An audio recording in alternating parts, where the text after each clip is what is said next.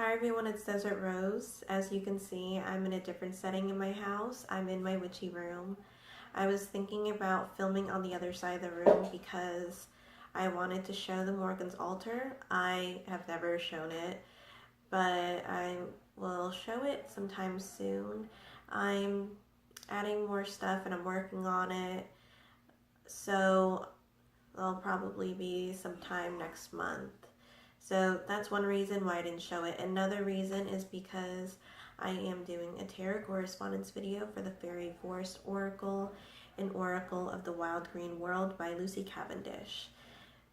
Now, I don't hear a lot about this deck, and I was watching other videos, and it was mainly first impressions.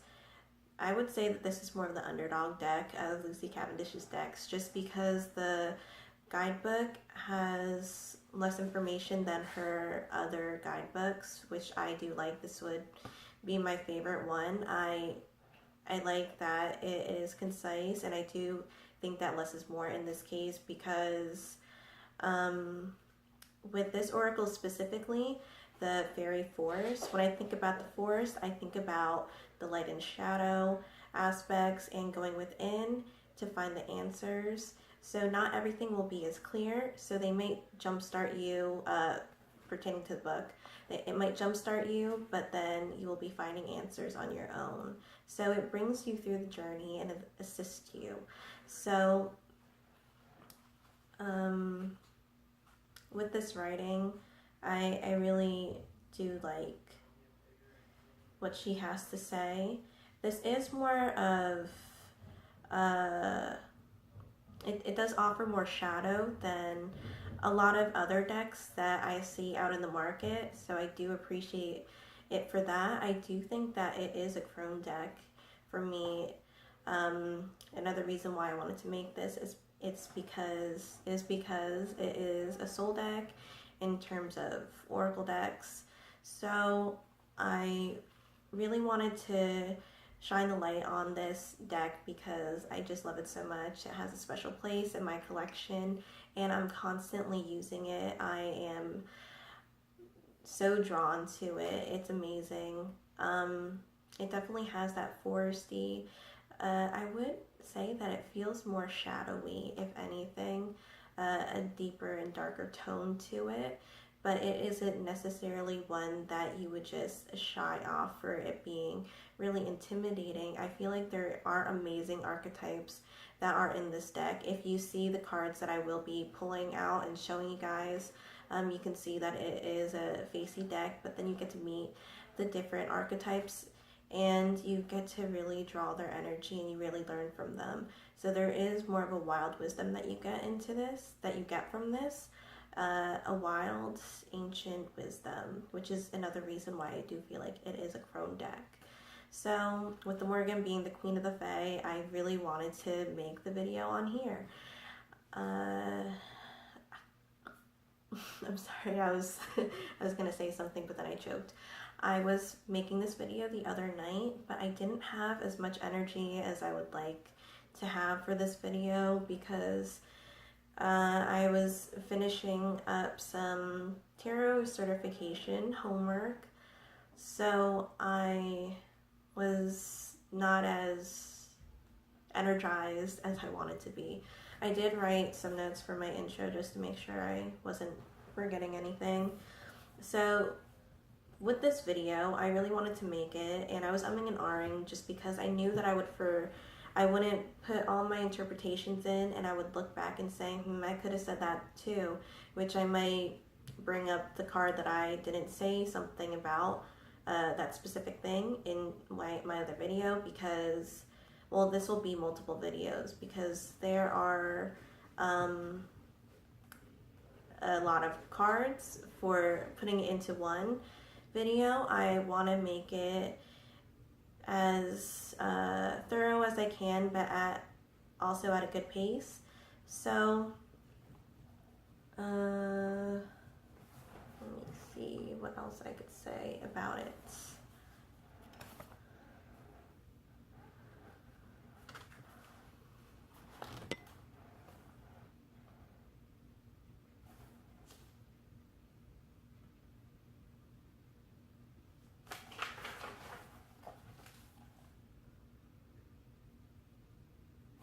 Oh, I did write the specific note that some cards may carry multiple card meanings / energies. More than one card may correspond with tarot meanings, with a tarot meaning. So this is my personal take on the cards. You may have a different card that you would like to correspond it with. So that's completely fine. And some cards I have multiple meanings for. It is an oracle deck.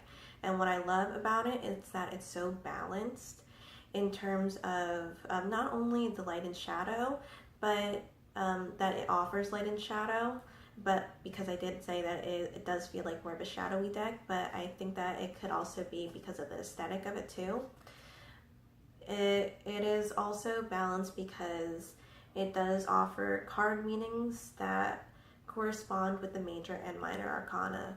Obviously, there are a lot more cards than the major arcana, so it won't just be from there. It'll be more of like everyday experiences too, as along with more experiences that pertain to you on a deeper level on your spiritual journey, more of the ether too. So with all that said, I have filmed my intro. I will be doing one card video at a time, and then I'll go on my computer and combine the videos together. I think that will be a good alternative for me to do that, because I may go back to the video and say, I wanted to say that too. So I might just redo it. I'm not sure. But I really wanted to make it authentic, and I hope that you guys enjoy this, because I love the deck. Okay, I'll be back.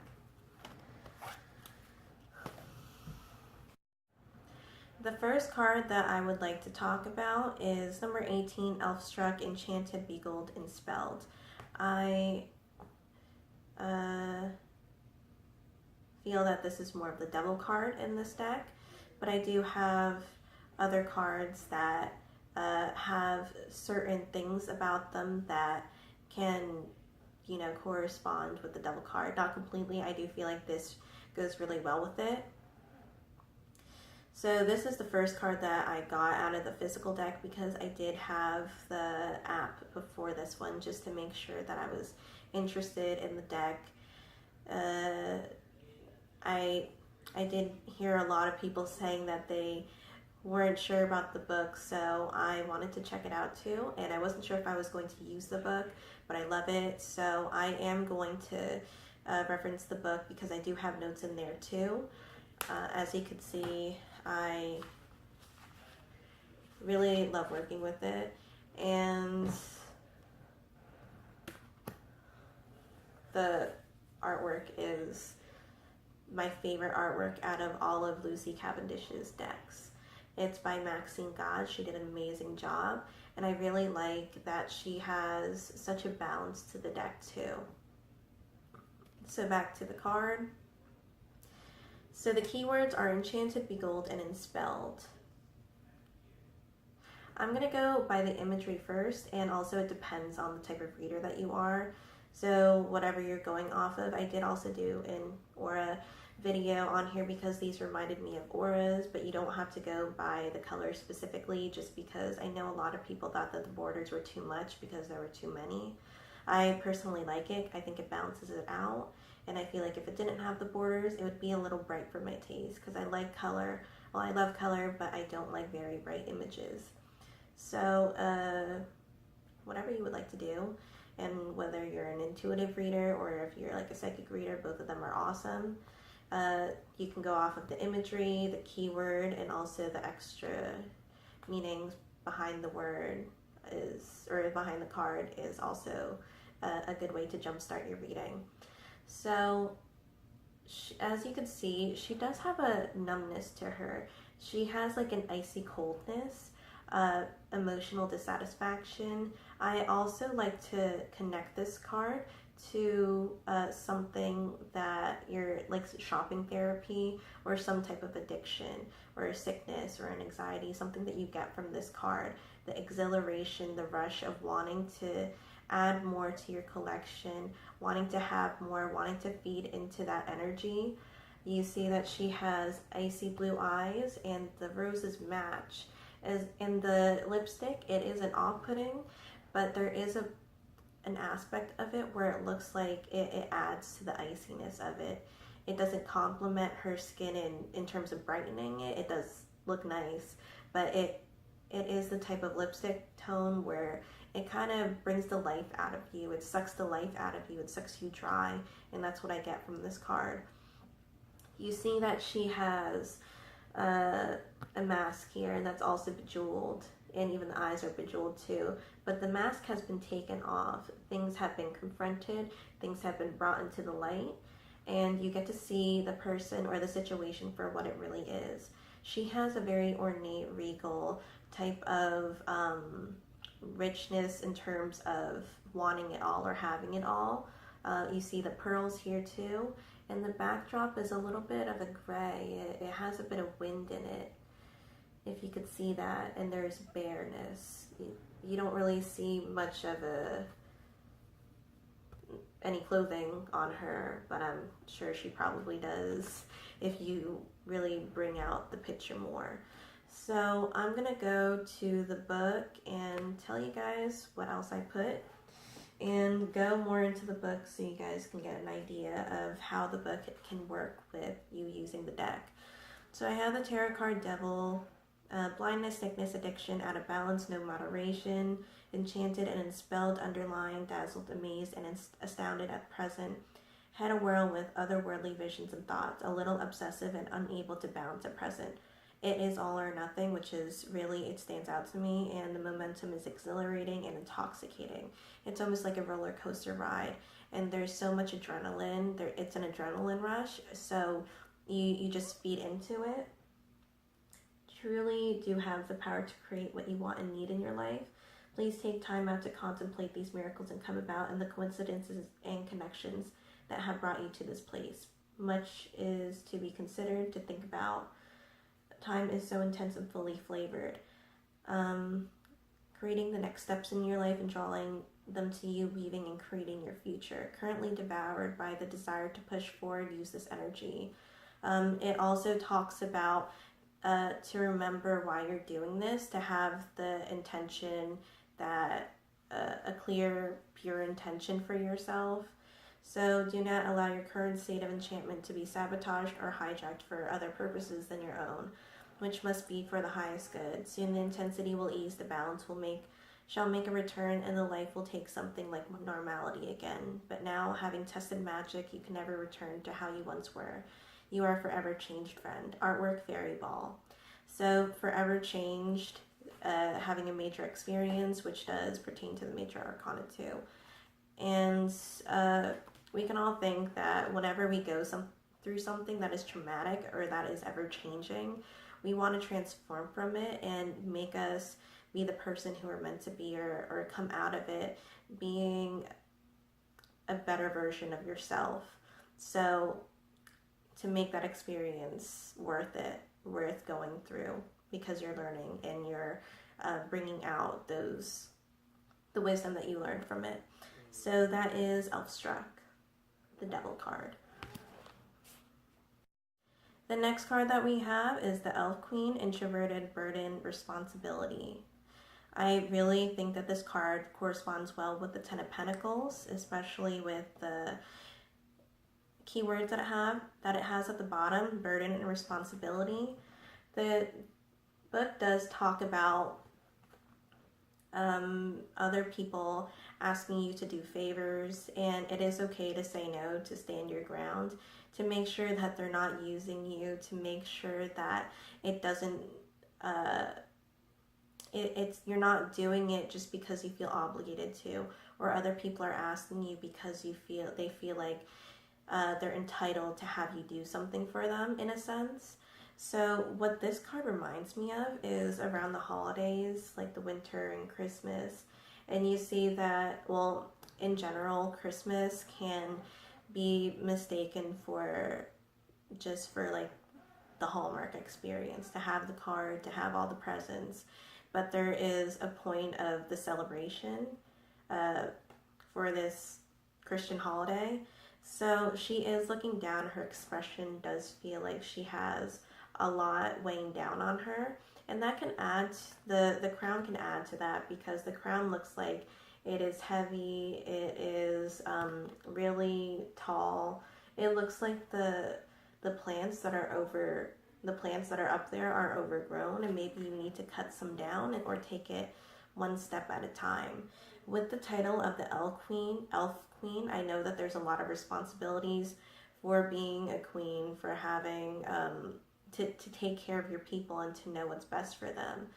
But it is also important to take some time and space for yourself too, so that you can rejuvenate, so that you can function in a healthy way, and to not let yourself be taken by other things other than what is mentally and physically healthy for you.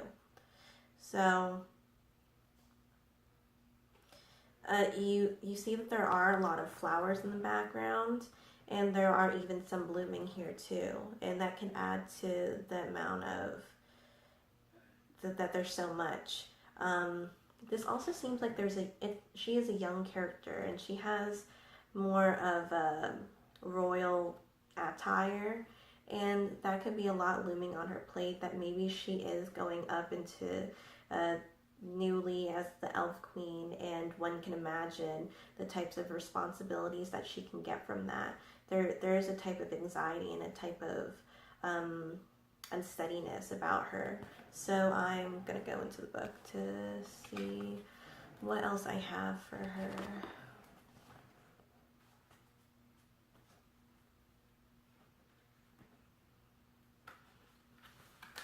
Tired, barely barely functional, lead to depression, anxiety, stress. Clouded mind from the burden. Responsibilities accumulated to this point no longer feel free. Dimmed your own bright light, world longs for you to shine once again. Take these burdens, anything that feels heavy, whose energy does not come from love, but from fear. Any demands and expectations that no longer meet your needs. Release them with love, rejection in this gesture. Reestablish your own personal boundaries. Carrying burdens that rightly belong to other people. Please release them now. Without this clearing, you may feel that you are carrying too much on your shoulders, unable to see the path ahead of you. Release the beginning of sweet, tender freedoms at your birthright. Make themselves known to you. Free to love and care for others more effectively, acting out of love, not forcing yourself. Clearly ask for the support. Ask for support. Other people will love and support you in all that you do. Artwork, Elf Queen. So I'm reading the highlighted parts that I have for the card meeting. So if you hear that the sentences aren't full, that's why. So that is the Elf Queen. So the next card that I have is the Weaver, number 25, Faith, Destiny, and Word. There is a definition that I'll read about that in the book, about word. But for my tarot correspondence, I have the Wheel of Fortune. As you can see by the title of the card, we have the Weaver. We do have spider webs in different parts of the picture. And we also have her braids, which are more of the distinctive parts of the card, which make me feel like this could connect with the Wheel of Fortune. So you have the braids here. And we also see the transformation of the hat, transformation of the butterfly, and we also see the elongatedness of the hat, of how you're going through the journey, you're going through life. And it also brings out the power of the witch to me. It brings out the idea of being deeply rooted in your moral compass to bring forth, to put your best foot forward, and that goes with the word term and how everything is connected in some way. So it is more like a domino effect. I do get generations here of what you do now will affect future generations. What your family has done for you in the past to get you where you are now, to hold yourself in a way where you want to be that person who to who you know that you are, or who you're meant to be.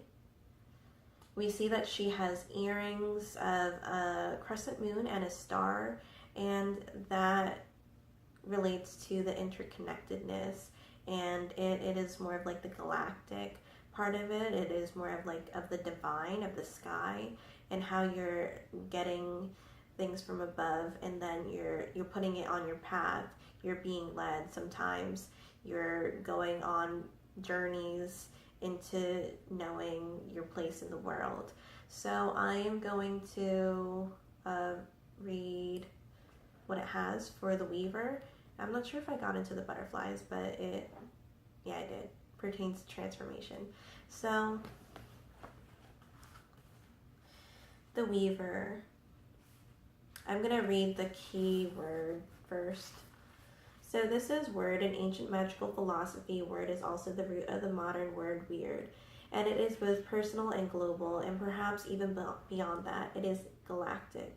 Every single thing in the world, seen and unseen, is connected and have influence one on the other, in an infinite series of variations and patterns. Your choices and actions, your thoughts and words are important. You have impact, they have meaning, and they are part of creation and the world our children will inherit. Inherited aspects, families, honor, and word. Actions of your ancestors, ripple effect of your life, work through some impact with strength and nobility. More work to do, free will, destiny, to dance together to form a pattern that is unique to you. Contribution to the web of the world, the web of word. Every action has an impact. Impossible to see now, but one may ponder on the future. Consider the choices before you. Choose what is for your highest good, most honorable beyond personal. Ask no one to give up their personal honor to further your own ambitions. I said don't try to change people because of maybe insecurity for yourself or for selfish reasons. Consider impact of the choices into your future. Consider ancestors and what they have. How would they feel about your choices? And I also wrote what they did and sacrificed. Choose well, weaving the world that was, weaving the present moment, weaving the world that shall be. Happens to one of us in the country, town, family, happens to all of us. Every impact throughout this universe and on this great galactic web, and we are in every moment with every word and thought and deed contributing to this great grid of energy. So I do also say have our actions impact others, just to add to it in case I don't want to go through all of it, or if I want to paraphrase something. So sometimes I want to read it in another way. So that is the Weaver.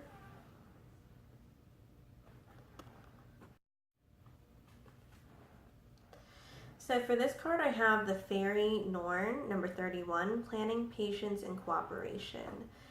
This corresponds to the Two of Pentacles for me.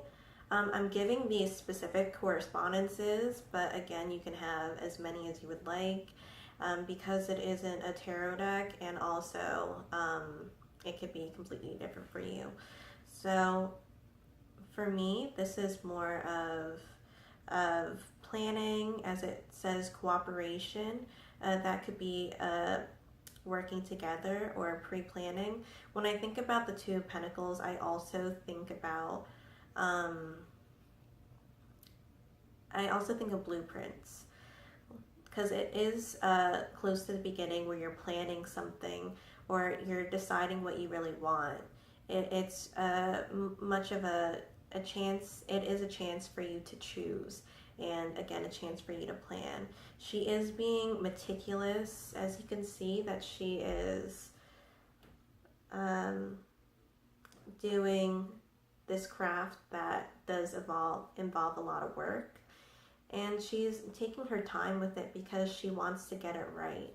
So we see in the background that she has stars. This is nighttime, and they could be choices, they could be dreams, it could be thinking things overnight and waiting until the next morning. All the colors seem to blend in pretty well together, or it does have a similar coloration throughout the deck. Throughout the card, she is on a toadstool. So by her sitting, this could be a resting point for her too.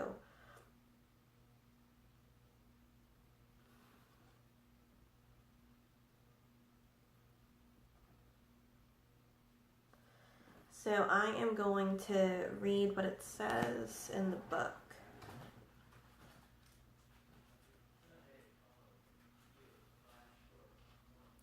Paying attention to detail can do little and little at a time. I have planning highlighted, time to be careful, precise, and consider what you do and what you say. Share wisely, to look around, be carefully, consider the patterns in your life. Will be going forward. Small and very precise things each day increase stability in the world. Clutter and chaos may be around you.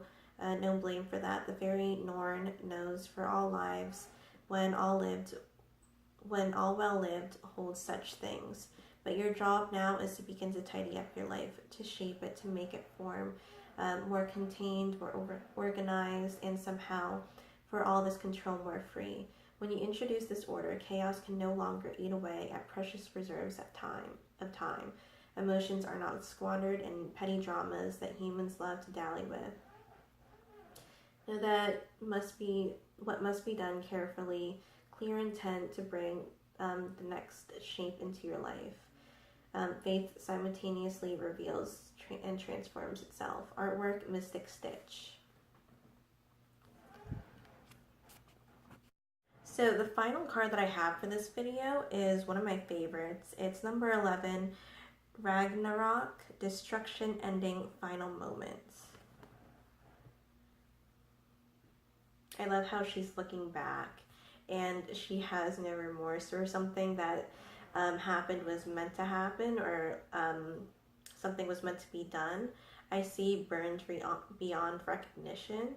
And I see a forest burning, which is really unfortunate. So it could be something of being self-destructive. So she does have a straight face. Her lips are closed tightly shut, meaning maybe that there is a silence, or maybe there is a disconnect between two worlds or two people that were once close, but now that there's nothing at all. So maybe that could be burning bridges. There is such an intensity to it, and there is something really majestic and beautiful about it too. But there's remorse because something is ending, but it's so intense that you have to start off with something fresh. So we do see that she has a bit of muscle movement in her eyebrow. Maybe it's anger, maybe it's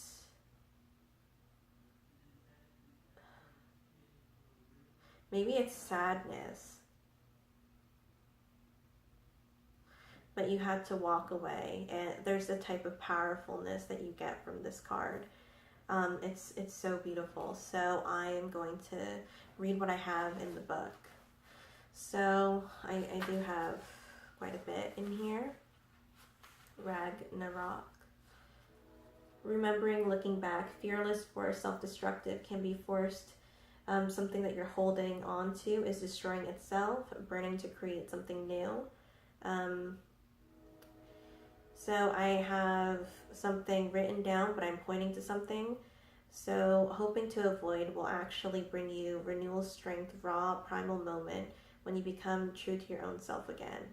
So that's talking about the finality of things, where you're trying your your darndest to not end what is happening. You're trying to salvage what you have, but what you have isn't good, and it's just ending up destroying itself. It's destroying you. It's making things really unhealthy, and there's this path that you're on that's just not working.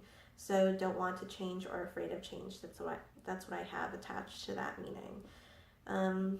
Nearing or ending cycles, habits, relationships, ways of thinking, career, environment, and literal death. So those are some things that it could pertain to in a reading. Can't go back, too risky, dangerous, and suffocating. Suffocating because of the inferno. So there must be an ending, must come soon, stood between the forces of destruction for some time. Card can speak of changes, of cataclysms that begin with the sea and the land and the sky. It is more truly end of one time in your life, because the cycle is nearing not only completion, it must end in order for the new beginning awaits you, given the space that it needs to enter to flourish and flourish. Everything has its time. Every tree must fall. You must neither be weak. No, please know that you are neither weak nor are you a failure for letting this ending happen. Holding on is taking up all your energy and draining you. And I said finality, hoping to avoid, will actually bring you renewal, truth, raw, primal moment when you can become your own true self again. Cease exhausting yourself by holding on to what is already over. Cannot stop what seems to be destruction. Can ready yourself to face what must be faced, to go through hard time, and you will soon come, but which will bring you so much richness and so many opportunities. Let go. Cease your quiet suffering. I love this last part. Howl, lift the sky with your cries of pain, but then sleep and know that you will return with the spirit daring, and reborn. Artwork burning. I absolutely love this card. So that was a video of some interpretations and tarot correspondences that I have for the cards. I hope, well, I just said I hope it was helpful, but thank you guys so much for watching. I will be doing more of these videos gradually. Let me know if you guys are interested in this, but again, I am really into this deck. It's one that I learned so much from, and I'm hoping that you guys can get something out of it too. So I'll see you in another video. Bye.